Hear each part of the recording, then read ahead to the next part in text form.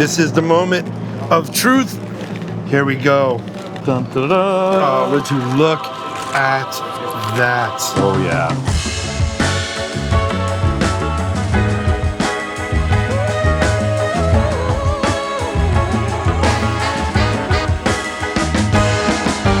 Every culture on earth has a version of barbecue. And here in the United States, every region has a style of barbecue. In this and the next 2 episodes, we are going to hit 3 different establishments that are going to give us a glimpse into the past, present, and future of Central Texas barbecue. We'll hit a place where a 91-year-old amazing spitfire of a woman has been drawing massive crowds in Lexington, and we'll head to Austin city limits to try barbecue that has won a Michelin star. But first, we're heading to a place in Lockhart, Texas, that since 1900 has been serving up arguably the most primal, most authentic, most iconic iteration of hill country barbecue, Kreuz Market. I'm not going to endeavor to bring you back a delicious, hearty helping of pro moves alone. No, I need an expert. And we got the man. We got Daniel Vaughn to take me through the ins and outs, the do's and don'ts in Texas barbecue. And Daniel's going to introduce me to pitmaster Roy Perez to see how the Kreuz magic is made. What are we waiting for? Let's go.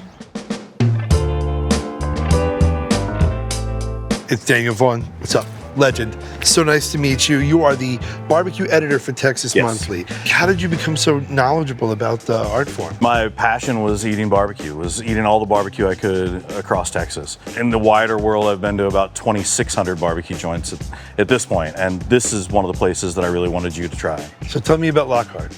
Well, we're here in Lockhart, which is the barbecue capital of Texas, like as designated by the legislature. I've been to all 7 of the barbecue joints here in town. It's not a very large city, so to have 7 barbecue joints is pretty amazing. If you want to go around and try the Michelin star places, you really have to start here at the beginning of Central Texas barbecue. It's the simplicity, right? You have this strange piece of machinery, the smoker, where the meat doesn't really come into contact with any fire. We're talking salt, pepper, and a little bit of cayenne, and oak smoke.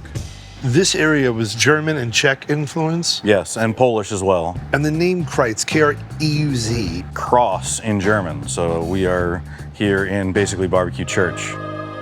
So just plain and simple, what is Central Texas style barbecue? In its simplest form, it's all about sliced meat on butcher paper. So you got smoked brisket, ribs, shoulder clod, and then sausage. Sausage is a huge component of Central Texas style barbecue because it comes from that meat market tradition where they were trying to get rid of the cuts that weren't selling. All right, I have a lot to learn. We have a lot to eat. Let's go order. Let's do it. Best part of the show.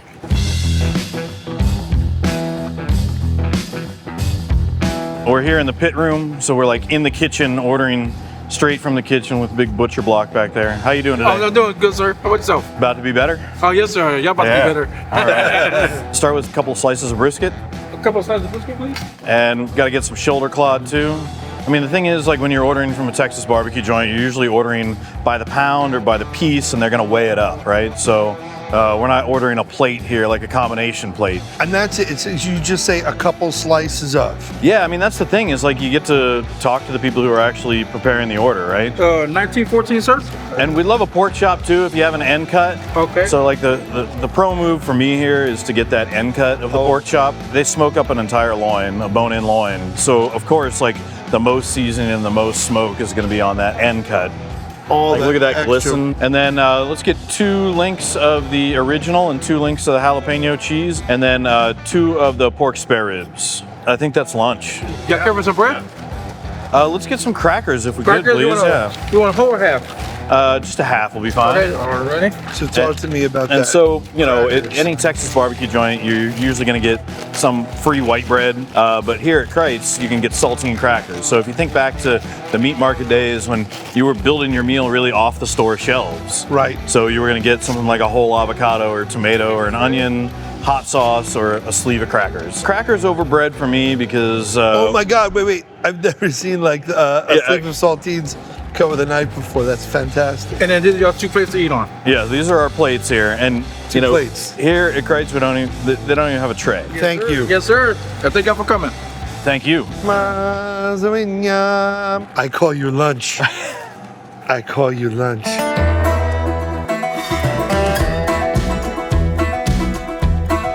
Okay, this is the moment of truth. Okay, here we go. Dun, dun, dun. Oh, would you look at that? Oh, yeah. There are no utensils for this, nor are there plates. Well, that really goes back to those meat market days. So when you see all the barbecue joints that have that tray and they line it with the butcher paper, that's really like an homage to this style of service. There's no utensils required, right? Like ribs, like they already have handles built in. All right, so, and then these ring sausages, I think this is really where we should start because my pro move on these guys, the straight up beef sausage, like you can see the fat there in the bottom. So the pro move is that's the ideal bite because that's right. where the juice collects. That's right.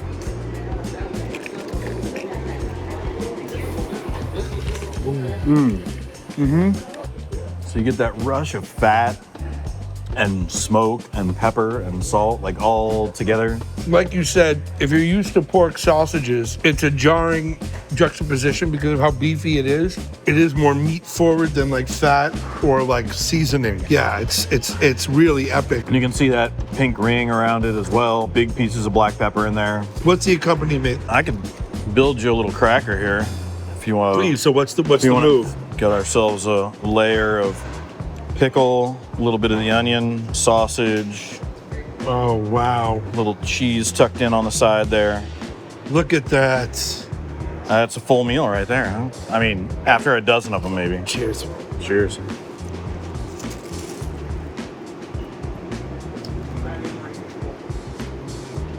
I wasn't sure with the cheese. It was something that already had so much fat on it. It's so good. Before we get into the rib here, I'll show you my pro move with the rib, which you can see all the black pepper on there, right? Uh-huh. But they're also quite salty. So I like a bite of the rib followed immediately by a bite of the avocado. You sort of season the avocado with the salt and the pepper that's already on the rib. So bite a rib.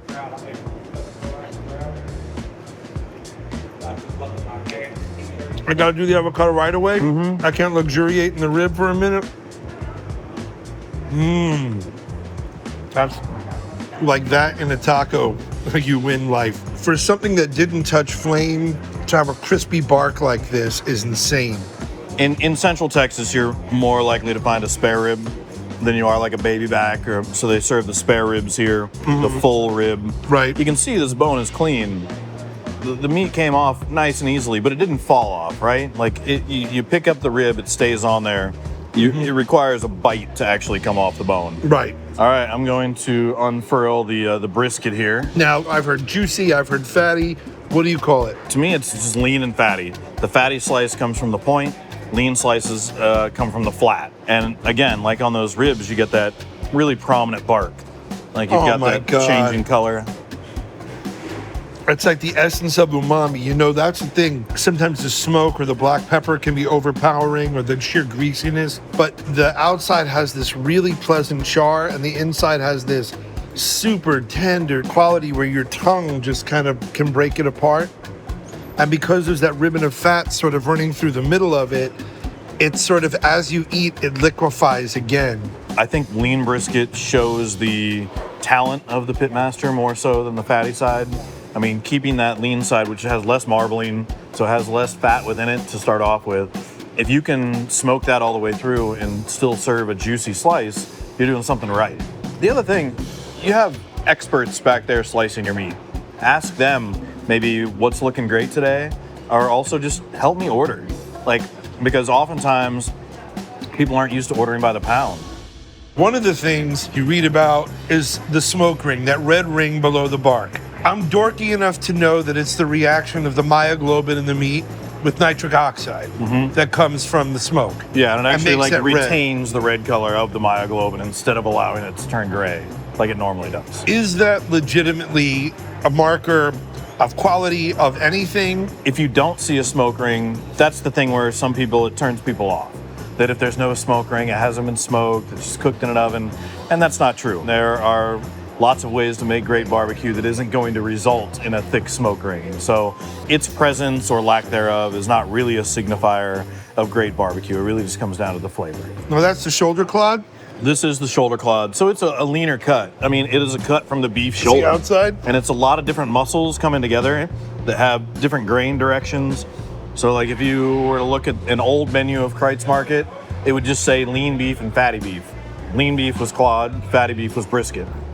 I equate the flavor to like top round. Mm-hmm. Another not really marbled cut, because it's a working muscle. If you see shoulder clawed on the menu, they have some serious barbecue cred. Like that's a spot that's been around a while, or is paying homage to the barbecue joints that have been around for so long. And the end cut of the pork chop here. Like, I'm really looking forward to that. the pork chop, you see, I'm giving you a gift right now. So the pork chop, I mean, this is a whole loin, bone-in loin, which just means you got the baby back rib here.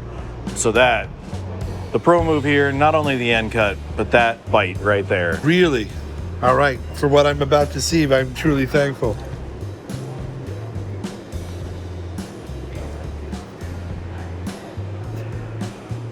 It's almost custardy. So this tradition has really been carried by Roy Perez, the longtime pitmaster here. Legend. I'd love to introduce y'all and have you talk barbecue. There is something very special about the American pitmasters that are considered icons by their fellow pitmasters. Roy Perez is most certainly that. He is a hero of mine, culinarily speaking. There is really only one of him in all of time. Yeah. So the fact that I'm about to leave this table and go meet him is bonkers.